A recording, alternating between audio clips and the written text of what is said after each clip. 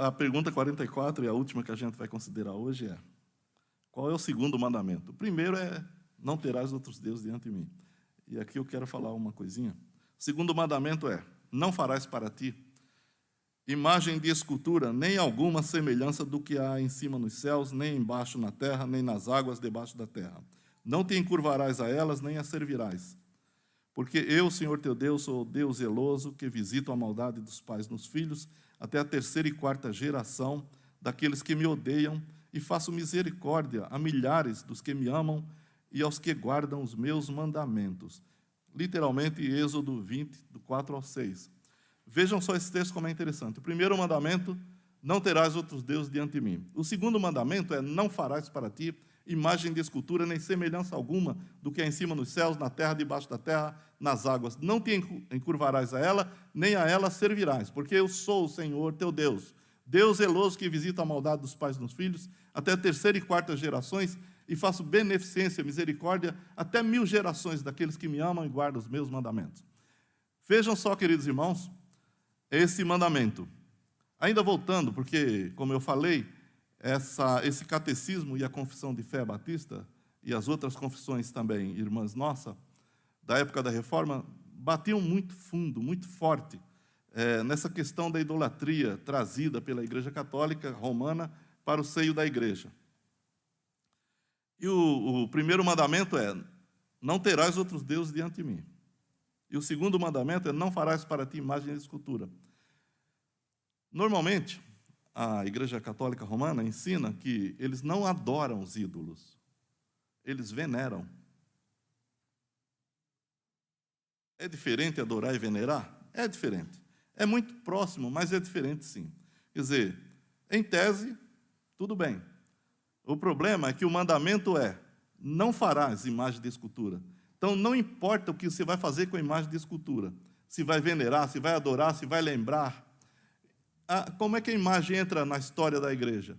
Entra na história da igreja para homenagear os mártires e os pregadores.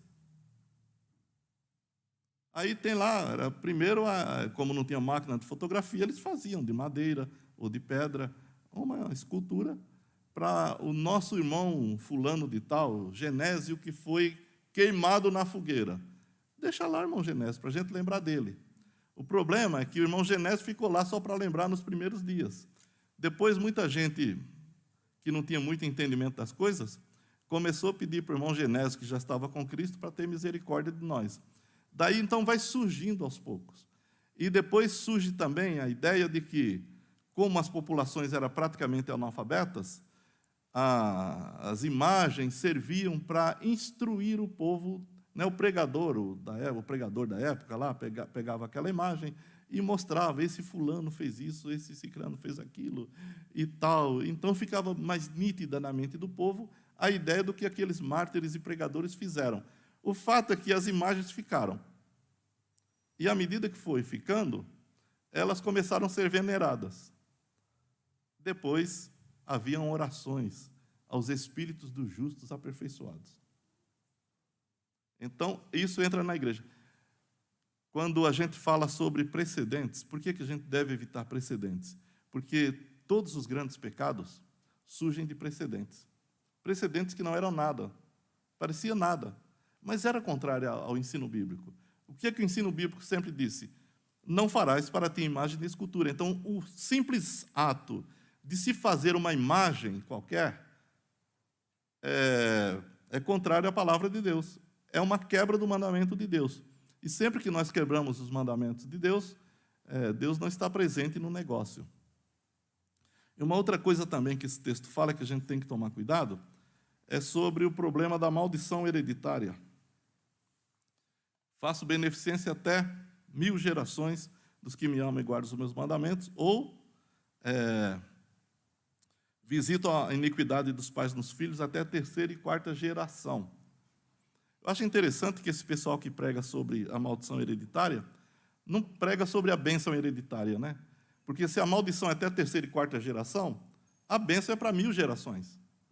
Então, se eu posso herdar a maldição dos meus antepassados, por que não poderia herdar as promessas de Deus e as bênçãos também? Só maldição?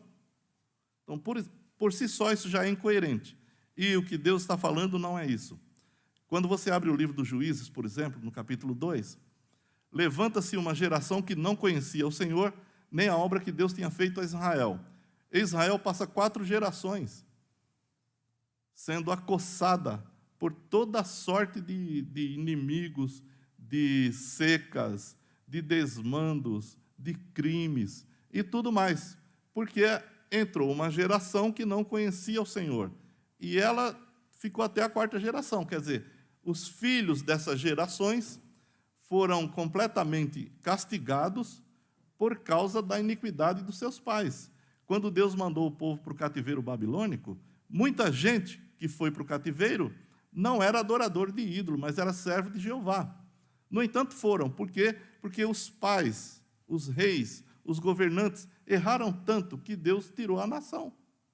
E as pessoas sofrem consequências. Todos os pais de família, todos os líderes de igrejas ou de nações, seja o que for, que se opõem a Deus, com certeza maldições virão. Mas não é hereditária, é consequencial. Se eu pratico um ato errado, se eu me endivido todo, minha família vai ficar prejudicada. Se eu pratico um crime e vou preso, minha família vai ficar prejudicada. Mas eles não estão herdando nada meu. Estão só sofrendo as consequências dos meus atos como líder da família. Isso acontece com nações, com igreja, com qualquer coisa. Ou nós temos um coração extremamente voltado para Deus, e as bênçãos virão até 1000 gerações, ou nós temos um coração que desobedece facilmente a Deus, e consequências drásticas também virão.